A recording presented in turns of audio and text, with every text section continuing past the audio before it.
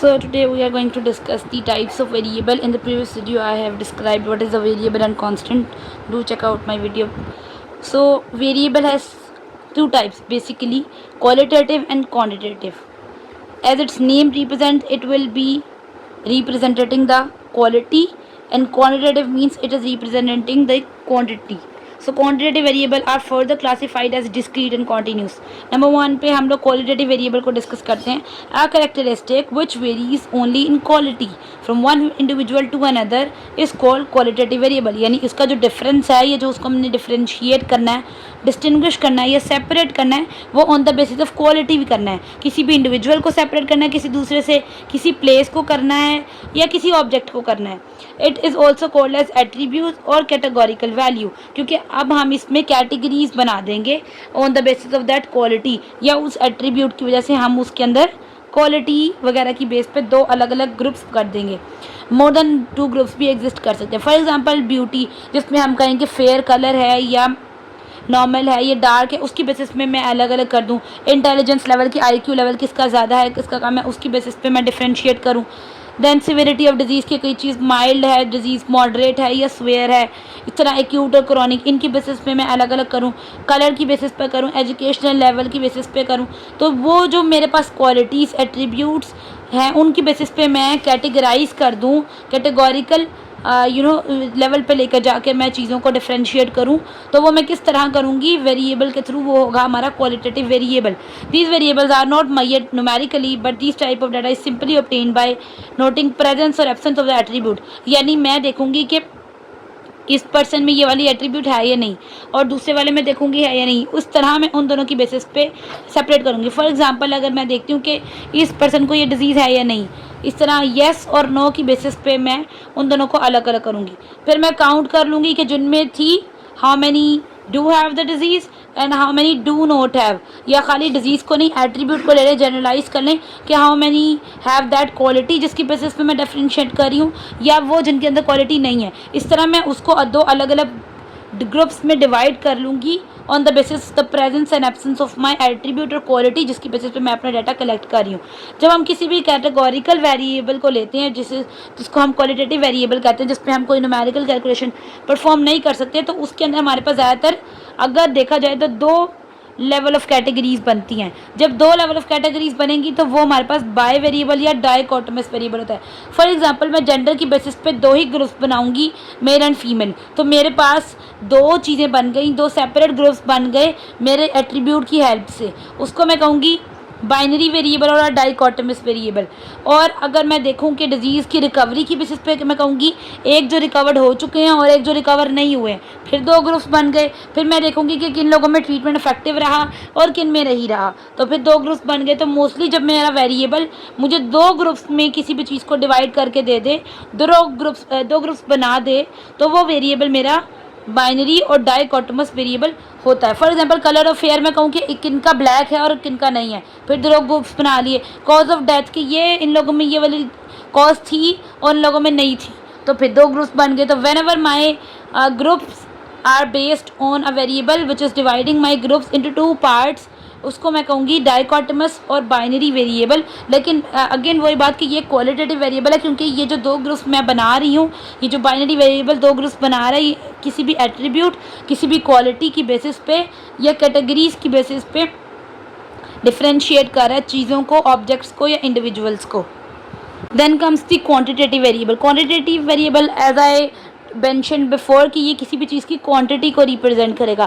Characteristics which can be measured. अब चूँकि quantity है तो वो नंबर्स की फॉर्म में होगी, तो इसको हम न्यूमेरिकली मैयर कर सकते हैं. जबकि हम पीछे जो पढ़ कर आए क्वालिटेटिव को, कैटेगोरिकल को, उसको हम न्यूमेरिकल फॉर्म में मैयर नहीं कर सकते. And vary from one individual to another individual, यानी वो भी डिफ्रेंशिएट करेंगे. फॉर एग्जांपल हाइट भी देखो ना, अब इसको हम लिख सकते हैं कि 5 सेंटीमीटर है, 10 सेंटीमीटर है, 8 इंचज़ है, 9 इंचज़ है, कितनी हाइट है. वेट को मैं लिख सकती हूँ कि 40 kg है, 50 kg है. ब्लड प्रेशर को मैं लिख सकती हूँ कि कितना मेरा blood pressure. Temperature of patients 47, 37, कितना मेरा टेम्परेचर है. नंबर ऑफ पेशेंट्स कितने हैं, इधर वो 20 हैं, 30 हैं. तो जो भी वेरिएबल मैं जिसको यूज़ कर सकती हूँ अपने डाटा को न्यूमेरिकली रिप्रेजेंट करने के लिए, वो मेरा क्वान्टिटेटिव वेरिएबल होता है. अब ये जो क्वान्टिटेटिव वेरिएबल है इसकी आगे जो टाइप्स हैं वो कॉन्टीन्यूस और डिस्क्रीट हैं। कॉन्टीन्यूस वेरिएबल पहले देखते हैं। A variable is discrete variable if it is take and some selected value in a given interval और a variable whose value is taken from some counting process. क्या मतलब कि अब इसमें कोई इंटरवल वगैरह गिवन नहीं है, डायरेक्टली काउंटिंग की है। फॉर एग्जांपल मैं एक क्लास में क्लास में स्टूडेंट्स को लेती हूँ, तो मैं ये नहीं कह सकती कि 11.5 स्टूडेंट्स एग्जिस्ट करते हैं, आधा स्टूडेंट तो नहीं होता। लाइक आई कैन से कि 11 स्टूडेंट्स हैं। इसी तरह मैं अगर लूँ कि मेरे पास कैंडीज़ कितनी हैं, तो मैं कैंडीज़ कह सकती हूँ कि 5 कैंडीज हैं या 6। तो जब मैं अपने वेरिएबल को लूँ और वो मुझे होल नंबर में डाटा दे, ठीक है, एक होल वैल्यू मुझे क्रिएट करके दे, तो और वो मैंने वैल्यू काउंटिंग प्रोसेस से ली हो, तो मैं उसको कहूँगी कि ये मेरा डिस्क्रीट वेरिएबल है। इसकी एग्जांपल जैसे यहाँ लिखी है, number of patients in a ward, rooms in a house are example of discrete variable. के नंबर ऑफ पेशेंट्स मैं लूँगी कि 20 पेशेंट, 30 पेशेंट्स, रूम्स कितने हैं, 10 रूम्स, 20 रूम्स। मैं 10.5 रूम्स नहीं कह सकती, एक रूम कोई आधा नहीं हो सकता। इसका मतलब है डिस्क्रीट वेरिएबल में कोई भी डेसिमल प्लेस की वैल्यू एग्जिस्ट नहीं करती। On the other hand if the variable takes any value within an interval, अगर उसके अंदर कोई इंटरवल आ रहा हो, ठीक है, तब मैं उसको बोलूँगी कि वो कॉन्टीन्यूस वेरिएबल है, ठीक है, और जिसकी वैल्यू हम लेने के लिए मेजरिंग प्रोसेस का इस्तेमाल करते हैं, यानी कि मैं मेजर कर सकती हूँ। फॉर एग्जाम्पल हाइट, अब किसी की हाइट 2.5 इंचज़ हो सकती है, किसी की 4.7, तो इसका मतलब है 4 से 5 के दरमियान में 4.7 एग्जिस्ट करेगी। इसी तरह वेट 40.3 हो सकता है, तो इसका मतलब 40 और 41 के दरमियान में 40.3 आ रहा है। इसका मतलब है विद इन द इंटरवल कोई ना कोई वैल्यू ज़रूर होती हैं। होल नंबर्स के बजाय इसमें हमारे पास डेसिमल प्लेसेस भी आ सकती हैं। तो आपने यहाँ पर जो बात याद रखनी है कि जब भी हम एक डिस्क्रीट वेरिएबल की बात करेंगे, तो हमारी जो वैल्यू है वो हम काउंटिंग प्रोसेस से लेंगे, काउंट करेंगे, दैट इज़ वाई हम उसको होल नंबर में रिप्रेजेंट करेंगे और उसमें कोई भी इंटरवल नहीं होगा। जबकि अब हम कॉन्टीन्यूस की बात करें तो उसमें हमारे पास पहले तो इंटरवल होगा, उसके अलावा हमारे पास इसमें होल वैल्यू जो हमने ली है या जो हम वैल्यू ले रहे हैं वो हम मेजरिंग प्रोसेस के थ्रू ले रहे हैं, जिसमें बीपी, टेम्परेचर, हाइट, ये सब आता है। और डिस्क्रीट में हमारे पास नंबर ऑफ़ पेशेंट्स, वार्ड में कितने हैं और रूम कितने हैं घर में। तो ये हो गई कॉन्टीन्यूस और डिस्क्रीट वेरिएबल। अब हम पीछे जो देख कर आए हैं बाइनरी और डाइकोटोमस वेरिएबल, उसी को ही हम थोड़ा सा डिस्कस करते हैं। The site of the cancer can be of many parts of the body but there are discrete values in medicine that can possibly have two alternatives. जैसे कि वो कह रहे हैं कि लिवर डिजीज़ को अगर ले लें, तो लिवर डिजीज़ की प्रेजेंस को मैं यही कहूँगी ना कि येस और नो। इसका मतलब है मैं इसके बेसिस पे 2 डिफरेंट ग्रुप्स बना सकती हूँ। इसका मतलब है कि मेरा जो वेरिएबल है वो डाइकोटोमस है, कि मुझे 2 ग्रुप्स बना के दे रहा है। इस तरह अगर मैं जेंडर लूँ तो मैं कहूँगी कि ये मेल और फीमेल है, ठीक है, तो मैं इसकी बेसिस पे भी 2 ग्रुप्स बना सकती हूँ। इस तरह मैं पेशेंट को कहूँ कि वो रिकवर हुआ या नहीं, फिर 2 ग्रुप्स बन गए। तो ऐसा वेरिएबल जो मुझे मेरी डाटा को या इन्फॉर्मेशन को 2 पार्ट्स में डिवाइड कर दे, तो उसको बोलूँगी बाइनरी और डाइकोटोमस वेरिएबल। जबकि ब्लड ग्रुप में हम बात करें तो ब्लड ग्रुप में बी ब्लड ग्रुप जो है वो बाइनरी है। सारे ब्लड ग्रुप्स को नहीं ले रहे, सिर्फ बी को लें तो बी पॉजिटिव और बी नेगेटिव, तो इसका मतलब है ये भी बाइनरी है, क्योंकि इसकी बेसिस पे भी 2 ग्रुप्स बन जाएंगे। Toss of the coin, toss of the coin में क्या है कि ए अगर तो उसकी अपर साइड आएगी या डाउनवर्ड साइड आएगी, हेड आएगा या टेल आएगा।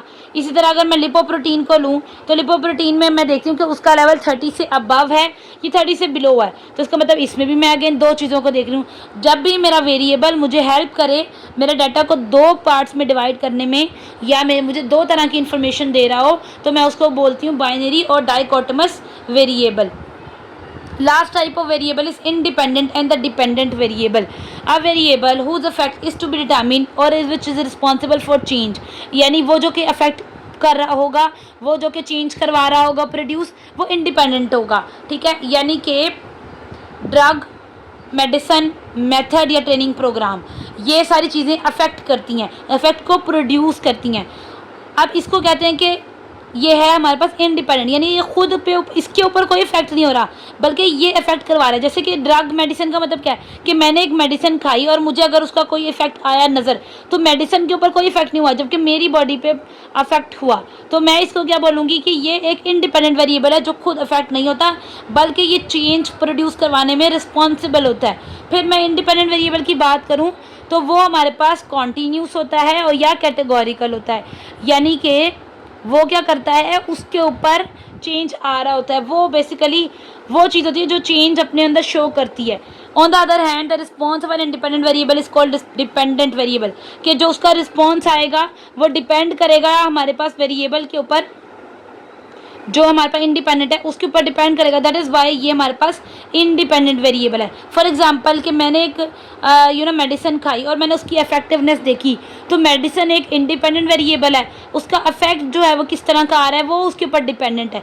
रिजल्ट्स जो हैं वो डिपेंडेंट होते हैं, डेथ्स डिपेंडेंट्स होती हैं, डिजीज़ क्या होती है डिपेंडेंट होती है। तो डिपेंडेंट वेरिएबल हमेशा कैटेगरी देता है हमें कि इधर हमारे पास अच्छा इफेक्ट आ रहा है या बुरा आ रहा है, डिजीज़ हो रही है या नहीं हो रही है, डेथ हुई है या नहीं हुई है, रिजल्ट्स अच्छे आए हैं या बुरे आए हैं।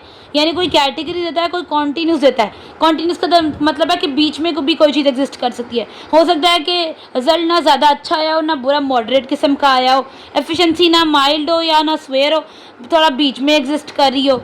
तो कॉन्टीन्यूस और कैटेगोरिकल जो वेरिएबल होते हैं वो डिपेंडेंट वेरिएबल होते हैं, जबकि इंडिपेंडेंट वो होते हैं जो कि चेंज प्रोड्यूस कराते हैं, which are responsible for change, जिन्होंने इफेक्ट प्रोड्यूस कराना होता है। सो आई होप कि टाइप्स ऑफ वेरिएबल आप लोगों को क्लियर हो गई होंगी। If you have any confusion you can just ask me in the comment section, I will try my best to clear your confusion. Bye bye.